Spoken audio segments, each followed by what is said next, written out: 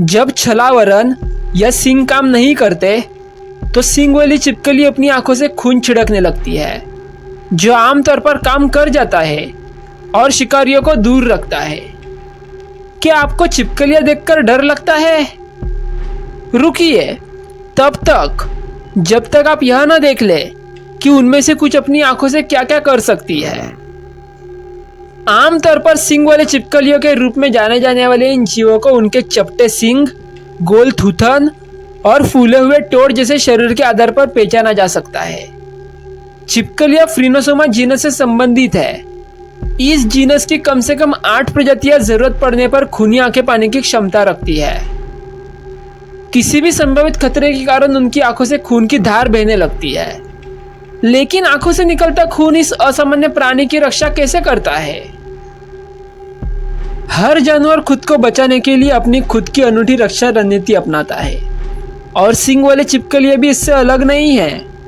वे अपने सींगों का इस्तेमाल करके अपने शिकारी के शरीर में छेद कर सकते हैं ताकि वे मुक्त हो सके। लेकिन बड़े शिकारियों के साथ हमेशा यह कारगर नहीं होता। यह भी देखा गया है कि वे पहचान से बचने के लिए अपने शरीर को छुपा लेते हैं या चपटा कर लेते हैं। सबसे अच्छा अंत में रखते हुए जब उपयुक्त में से कोई भी रणनीति काम नहीं करती तो यह प्राणी अपनी आंखों से खून छिड़कने लगता है, जो आमतौर पर कारगर होता है और शिकारियों को दूर रखता है।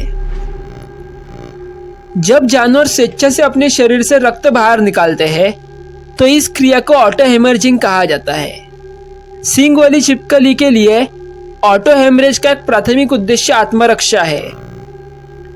कई अध्ययनों ने जांच की है कि ये छिपकलियां विभिन्न शिकारियों और खतरों पर कैसे प्रतिक्रिया करती है। बाज और सांप इस प्रजाति के लिए एक आम खतरा है। फ्रीनोसीमा की कुछ प्रजातियां कैनिड्स यानी कि कुत्ते परिवार का सामना करने पर भी खून की धार छोड़ती है। हालांकि कुछ प्रजातियों ने ऐसी कोई प्रतिक्रिया नहीं दिखाई है। कैनिड और मानव मुठभेड़ों दोनों में खून की धार छोड़ने में विफल रही। सींग वाले टोड़ की 3 प्रजातियां हैं जो स्वतः रक्तस्राव में उत्कृष्ट है। नेत्र संबंधी साइनस छिपकली की आंखों के सॉकेट में रक्त वाहिकाओं से सीधे जुड़े होते हैं। जब किसी संभावित खतरे का सामना करना पड़ता है तो सिर की संचार प्रणाली तुरंत प्रभावित होती है। सिर में रक्त का प्रवाह तेजी से सीमित हो जाता है, जिससे रक्त को नेत्र संबंधित साइनस में पुनर्निर्देशित किया जाता है, जहां दबाव बनता है। यह दबाव वाले साइनस के आसपास की ओकुली मांसपेशियों को सिकुड़ने में सक्षम बनाता है। जब मांसपेशियां सिकुड़ती है तो ये साइनस फट जाते हैं और आंखों की नलिकाओं में जमा रक्त की एक धारा बाहर निकलती है और 5 फीट तक बाहर निकल सकती है। ये छिपकलियां तब तक बार बार खून छिड़कती रहती है जब तक कि वे आक्रामक शिकारियों को डराने में सफल नहीं हो जाती। सिर्फ खून छिड़कना ही काफी नहीं हो सकता। इस क्रिया के पूरी तरह से प्रभावी होने के लिए खून को शिकारी के लिए अप्रिय भी होना चाहिए। शोध में पाया गया है कि खून में कुछ अतिरिक्त रसायन होते हैं जो शिकारियों को रोकने का काम करते हैं। ये रासायनिक निवारक छिपकली के शरीर में पहले से ही घूम रहे खून की संरचना में पहले से ही मौजूद हो सकते हैं। इन रसायनों से बदबू आ सकती है या ये शिकारियों की भूख भी खत्म कर सकते हैं। वैज्ञानिकों को ठीक से पता नहीं है कि ये रसायन क्या हो सकते हैं। एक परिकल्पना यह भी है कि यह रसायन चींटियों के जहर से प्राप्त होता है। सींग वाले छिपकलियों को जहरीली चींटियां खाना पसंद होता है। छिपकलियां चींटियों को बिना किसी नुकसान के खा सकती है, क्योंकि ऐसा लगता है कि वे चींटियों के जहर को बेअसर कर देती है। इन सब बातों पर विचार करते हुए यह जानना दिलचस्प है कि सींग वाले छिपकलियों की आंखें हमेशा लाल नहीं दिखती। फिर उनकी आंखें सामान्य कैसे हो जाती है? इन छिपकलियों में एक तीसरी पलक भी होती है जो आंख को ढकने वाली एक पारदर्शी झिल्ली होती है। इस झिल्लीदार पलक को निक्टिलेटिंग झिल्ली कहा जाता है और यह सभी छिपकलियों में पाई जाती है।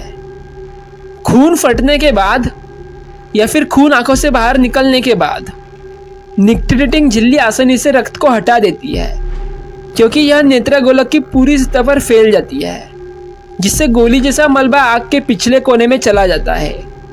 अतिरिक्त रक्त को कुछ समय बाद चतुराई से निपटाया जाता है या गिरा दिया जाता है। विकासवादी अध्ययन से पता चलता है कि रक्त छींटे मारने की विशेषता तब अपनाई गई और व्यापक हो गई जब छिपकलियों को कुत्तों की प्रजातियों से शिकार का दबाव झेलना पड़ा। सींग वाली छिपकलियों की प्रजातियां जिनमें वर्तमान में यह विशेषता नहीं है, विकास के दौरान ऐसा करने में क्षमता खो चुकी होंगी। हालांकि इस कमी के कारण अभी भी बहुत सारे रहस्य बने हुए हैं जो कब तक सुलझेंगे इस बारे में कुछ कहा नहीं जा सकता। खुद को बचाने के लिए स्व रक्तस्राव सिर्फ सींग वाली छिपकलियों तक सीमित नहीं है।